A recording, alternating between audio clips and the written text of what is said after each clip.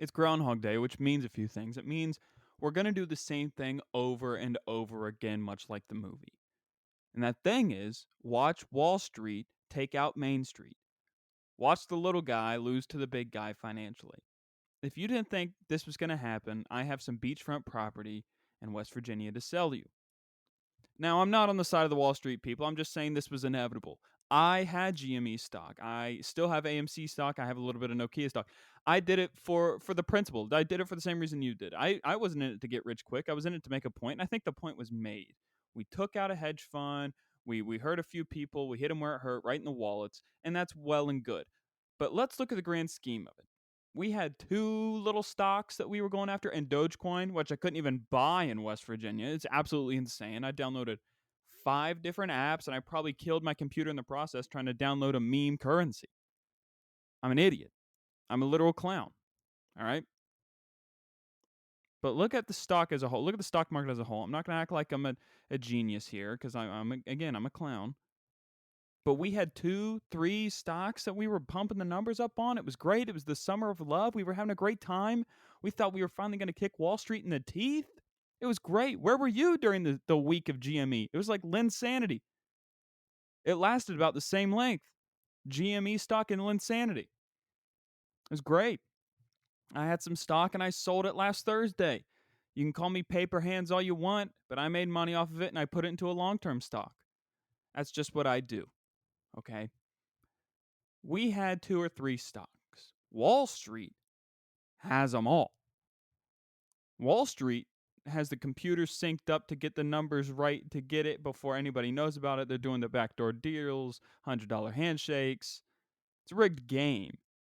It did make me mad though when Wall Street's talking about how the people were manipulating the market, and like I'm like, you guys do that every day of your lives. Like, what do you mean when the people decide to rise up and they say, "Hey, we want to make money in this way," it's an issue? That's not right. That doesn't make any sense. That's pretty soft if you ask me. And maybe I just have a broke boy mindset. But I feel like they do the same thing. I feel like that's a pretty soft way to look at things if you're Wall Street. But it was all I don't want to say a scam because some people did make money, and who knows, maybe tomorrow the stock goes way up because like McConaughey said in the movie that all these frat boys like Wolf of Wall Street, nobody knows if the stock's going to go up or down and do this or that. You know what I mean? So they can speculate, but they don't know. It's like gambling. And I would know, I was an addict. And then I'm talking to people about the stock, and they're like, "Yeah, it kind of is like gambling." I'm like, "This is not what I wanted to hear." Um, I'm happy for the people that made a lot of money. I heard a story in the news where some little boy got a Kwanzaa gift a few years ago, $60 worth of GameStop stock, and he sold it for 3,000 last week. I thought that was fantastic. I love those stories. Some 10-year-old just got $3,000 richer. I think that's great. I made some money, but not nearly as much as that. And again, I put it into a long term stock. I hope you did the same. I had a friend of mine just text me, said he bought the dip. He quadrupled down on the bet. Good for him. I hope it works out for him. I'm just saying we've all been fed this grand story that this is where we make our stand. And I'm not saying to lay down your arms. I'm just saying, like, maybe come at it in a different way. Trying to take down the whole market by just using one stock. It's just not going to happen. You're trying to like, it's again, Wall Street has the entire board and we have one piece. So think about like we're playing Monopoly. Like these hedge funds and a few people, like you took them out, you won a couple battles. Wall Street is winning the war. We're playing Monopoly and we're having fun because we own all the green properties and we got a couple houses down and we passed go and we collected $200 and it's great. Meanwhile, Wall Street has the railroads, they have the utilities, and they got the big blue properties. All right. I mean, this game is over. It was fun to make them feel it and kick them in the teeth once. That's all it was. I respect the Wall Street bets people, um, but folks from an outside bird's eye view perspective, they're wrong more times than they are right. And I don't like to be below 500. You don't make money by going broke. That was an inverse me voice saying you don't go broke by making a profit, and I messed it up. They're just like Reddit/sportsbook or r/sportsbook, whatever it's called. All those guys are gamblers, and they're wrong more than they're right. I would know. I hawked it a couple times and looked at it. I mean, they were wildly wrong, just like everybody on the internet, is wildly wrong. This was fun. Again, it was like Linsanity, the summer of love. It was all this and that. Hot girl summer. It was a fleeting moment. Supernova, burn bright, die young. It does bother me that you got Portnoy out here, and you got to respect the genius that is Portnoy. He built that big industry at Barstool Sports. But when the guys, making these hype videos every day about how this is how we punch them in the mouth, this is how we do this and that, this is where we make our stand, hold the line, Mel Gibson Braveheart style, and he's tweeting out today that he's sold. And he lost 70 grand, and that's what he would hold over everyone's head. Because I've watched a lot of Barstool content my day. I know exactly the route that he would take. He would say, "Yeah, well, I lost 70 grand, and I didn't lose it, and I didn't lose anything, but somebody could lose $25 and be like, Dave, you told us to hold." And he goes, "Well, I lost 70 grand, and you lost $25. We're not even in the same league." That's what he would do. So I just choose to avoid that issue altogether. But it is sad that Portnoy is out here telling people to hold, and then he's the first, and then you see him in the lifeboat rowing to shore, and he didn't take any women or children with him. He said, "No, no, no. I'm getting out of here. I'm taking my losses while I can. My legs cut open, but I'm alive." That's what it is. And yesterday, another, I guess you could call him smart business mind, Jordan Belfort, who all the guys that I knew of that like to do a little cocaine in college, and do what you want. I'm just saying. They had Jordan Belfort posters up on their wall, and they loved that movie. And I never really got into that movie, and thank God I didn't. It's just a glorification of a criminal lifestyle, and I just choose not to do things like that. And it's really cool if you're into that, scamming everybody out of their money, and you and your homies get rich, and you do all these drugs, and you're with these gorgeous women for a very brief moment in time. Again, it's a supernova type stuff, and that's great. If you want that to be your life, that's great. So I just choose not to do that. And Jordan Belfort comes out yesterday, and I saw this on his Instagram. I don't follow him. It somehow showed up on my timeline or something, one thing or another, and he's telling people, like, he's doing his classic hype speech, and chest bump, and he's screaming. He's like, "Well, I'm not leaving. This is where we hold. This is where we make our stand against Wall Street." And I'm just thinking, dude, I mean, you know this game better than anyone. I mean, the pump and dump stock, that was your thing, guy. And so you would know what that would look like. Obviously, you're like, hey, this is a moment we could pump it and dump it. What's he really doing? I mean, what are his numbers really looking like? If he's really pumping it and dumping it, then I mean, blatantly he is. I mean, come on, that's what he does. Not saying he's a bad guy that stole a bunch of money from people or whatever. I'm just saying he's a con man. And people get very upset when they get burnt by con men because it makes them feel inferior and it makes them feel stupid.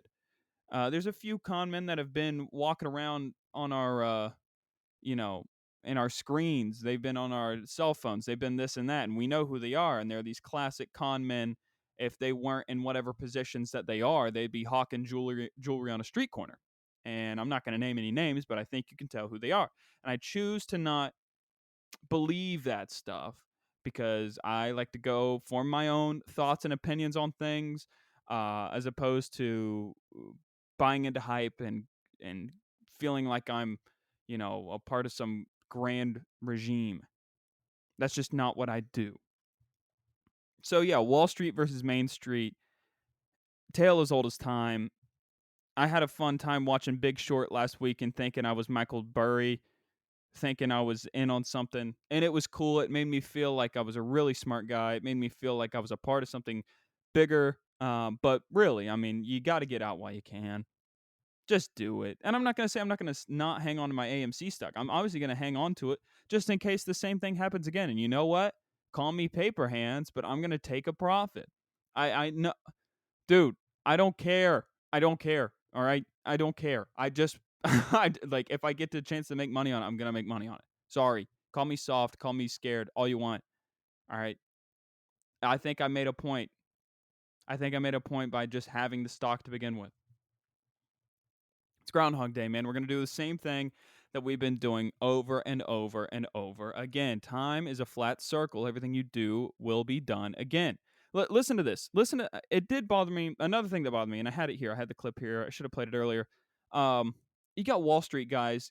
I really did not like the way Wall Street responded by saying you had billionaires crying, saying it was going to hurt a lot of people. People are going to lose a lot of money. Dude, shut up. Shut up, bro. Have you ever seen a food stamp in your life? I've seen one. Have you ever tasted government cheese? It tastes like you think it would. Okay? So shut up. Here, check this out. Maybe it's a movement. You're learning here. Maybe it's fun. Fine. Maybe it's a movement. But be prepared to lose 80 to 90% of it. And if it's still worth it, then have at it. But the biggest loss of capital here will be the human capital of young men who are sitting and staring at their phone and watching the price of Bitcoin or the price of AMC. And ask yourself, would you be better off taking that 1, 2, or 3 hours a day and working out, trying to form relationships with mentors, with romantic relationships, with people at work, getting great at something so you can be the person on the other side of the trade. The greatest loss in capital here is from young men who are more prone to gambling addiction, who don't understand the markets. I think we are setting ourselves up similar to how there's a ton of young women out there who became very depressed by sitting in their rooms looking at Instagram. Self-cutting and self-harm skyrocket. I think you are going to see an explosion in young male depression, and I think a lot of it is going to be reverse engineered to apps that convince you you're part of a movement or physically addict you to your phone. Ask yourself, would your time staring at Robinhood be better spent somewhere else? That is the real capital destruction that is taking place here. And shut up. What do you mean? You were telling everyone how millennials spend way too much of their money on avocados and bread, which is nutrients that you need to survive. And you said maybe don't buy that and maybe invest your money instead. And now, when the people, a lot of them young on the internet, are bored in a pandemic and we've got no money, decide to rise up collectively and say, let's stick it to Wall Street one time and let's take their advice against them and not buy avocados this week so we can invest money in a dead video game store. And now you're crying foul. I did not like how Wall Street responded. I can somehow. Everybody hates a man in the middle. I made money off of it. I hated how Wall Street responded. It felt good to be a part of a team, but you got to get out where you can make money and invest it. I don't know. I feel like I'm a crazy person by saying these things, that I'm not all on one side or the other. And I'm sorry that I can't be all in on taking the man down on this one, but it just seems like an unfair game. No matter what, Wall Street will come out on top in this scenario. That was such a dumb argument by that guy. Young boys who are prone to gambling addiction are going to start being active in the stock market. What are you afraid of?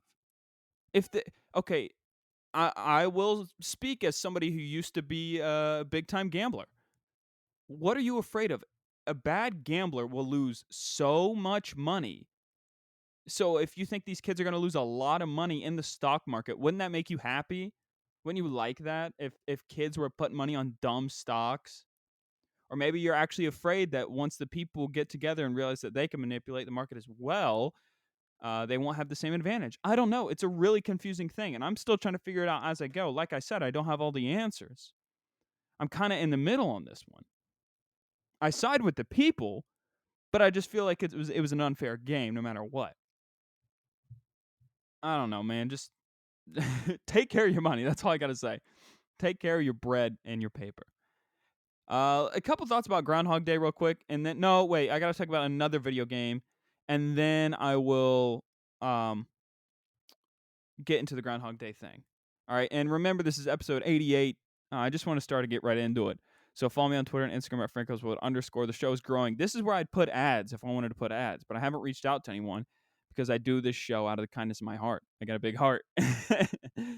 Okay, so EA Sports, bad company. Bad company. Not like the song Bad Company. They announced today they're going to come out with a college football game, and I think that's fantastic. You're going to make $1 billion on your video game. Great. I think that's a genius move. It's called college football, not NCAA football, which leads me to believe I think they will have most teams. I don't know if they will have all teams. I think there will be a full uh, editing suite where people can edit the schools, maybe. You're obviously going to have a scenario where people can download the rosters that they choose to, because you're not going to have I don't know who the top college football player is this year. Say West Virginia, you're not going to have Jarrett Dagey behind under center, as they shouldn't. I mean, the kids are going to get screwed, not going to see a dime out of this, so don't throw them in there. And if I mean, like, if you are not going to pay them, at least give them the satisfaction of also not having their face be taken advantage of likeness wise on the game. You know what I mean? Like, don't make it anything close to them. If you got a 6'2" white guy from Texas on as your quarterback, make it like a 5'11" black quarterback from Alabama.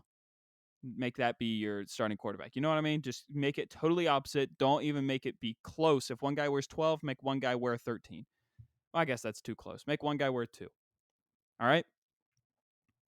So the video game, and it scares me as a guy who knows EA Sports and knows that they love Ultimate Team and that they love making, profits as opposed to making the gameplay good, because Madden Football, the franchise, is so bad. It is ungodly and unplayable, and I choose not to play it out of protest.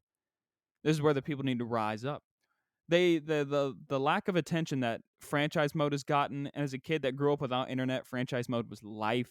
And so I learned to love that mode, and I never really played online with people. I thought Ultimate Team was dumb. And then when I found out Ultimate Team was a really another like gambling thing for kids that was legalized, I was like, okay, I'm definitely out on that. NBA 2K does the same thing. FIFA is really bad at it. MLB, the MLB video game, not made by EA Sports, I think does a really good job of listening to what the fans want, and I'm happy that it's finally coming over to Xbox. I feel like I'm talking about video games a lot with the GameStop stock, but I got to talk about the college football game. So for the past 7 years, I've been downloading these rosters. There's a whole modding team where people are making the game with new jerseys and stadiums and stuff like that. I don't have the access to play that way, but it's cool that people can do that. Um, I feel like I've given my computer and my Xbox and my phone like all the viruses in the world, because I'm tracking these these rosters to get like semi updated game from 2013. That's crazy. It's the last time we had college football games, 2013, and it still holds up. Like, the mechanics of the game are still really good. I'm just really afraid that EA will put all their focus on Ultimate Team and not Dynasty mode, where it needs to be on a college football game, not even a pro, on a college game. It needs to be on a Dynasty. So make the coaching carousel thing, let you be able to hire and fire your coaches and stuff like that. Maybe have contracts be a thing. I don't know if you can bring back recruiting sanctions, but those were fun in the older games. I don't want to give you a whole wish list here, but I just really don't want EA. They have a golden goose. They have an opportunity to get back in everyone's good graces. And the game won't come out for 2 years probably. Don't do anything stupid. You're going to make your money no matter what on people buying this game. Listen good to me, EA. People will buy this game. It's been an eternity since we've had a college football game. People will buy this game. Don't use this as another opportunity to introduce something dumb no one wants, like we're playing 7-on-7 in a beach somewhere, or you're introducing SpongeBob or the Migos as playable characters. Don't do that. Don't whore it out and make it all about Ultimate Team, where you too can use Deion Sanders as wide receiver and a cornerback from his Florida State days. Don't do that. Listen to me and listen good. Focus on your dynasty and your road to glory, where you play a few high school games, you go to college, maybe give them the opportunity to transfer. A transfer portal, since that's massive in college football, would be an excellent idea. Listen to me, okay? Let people edit it all they want. Give them free reign. NBA 2K does a really good job of that. The stuff that people can do on 2K and MLB The Show with editing uniforms and editing arenas and stadiums and stuff like that. Let them have fun. Let them do that. All right? There. $1 billion in your pocket. So let's talk about Groundhog Day for a second. Today is Groundhog Day, and that crook Puxatony Phil in Pennsylvania saw his own shadow, and I had a few questions. He is a groundhog. He's an animal. Um, he is conscious. He feels things. You know, he's a living creature on this earth. I don't get him. I don't know if there's anything necessarily to get, but I don't get him. Is this random animal in Pennsylvania that has so much power, and he wields it with an iron fist. Yeah, there's like little, I don't know, groundhogs in New York and this and that also have their own claims as to what's going to happen with the weather, but we let Phil, a random thing in Pennsylvania, decide what's going to happen with the world. Don't like that. He holds too much power, and I don't understand how this creature can tell if he sees his shadow or not. Think about it like this: it's 5 in the morning, 6 in the morning, or whenever the sun comes up in Pennsylvania. You're in the middle of the woods, barely any sunlight, and they pull you out of your hole from a deep slumber, and they set you down on some random, I don't know, desk. How is he supposed to notice a shadow? How can they tell that a shadow comes off of this figure? There's no sunlight, but like you have some artificial light pumped in, maybe. But how is he supposed to be able to see? And how do you know that he sees it and he's afraid? Or also, I know nothing about groundhogs. So, or yeah, he's a groundhog, right? Yeah, it's Groundhog Day. Yeah, I don't even know why I asked that. I don't know how he's supposed to know that he sees his shadow. That's just a weird question I have with him. That's just a weird thing. I don't get it. My dad's walking through the house and he's saying what's up to me. Hopefully nobody picked up on that. That was funny. Um, you got any? Can you answer these questions about Puxatony Phil? You know anything about him? No. See, he's my dad's been on this earth 60 some years and he still knows nothing about this groundhog. It's crazy. Nobody knows anything. He holds too much power.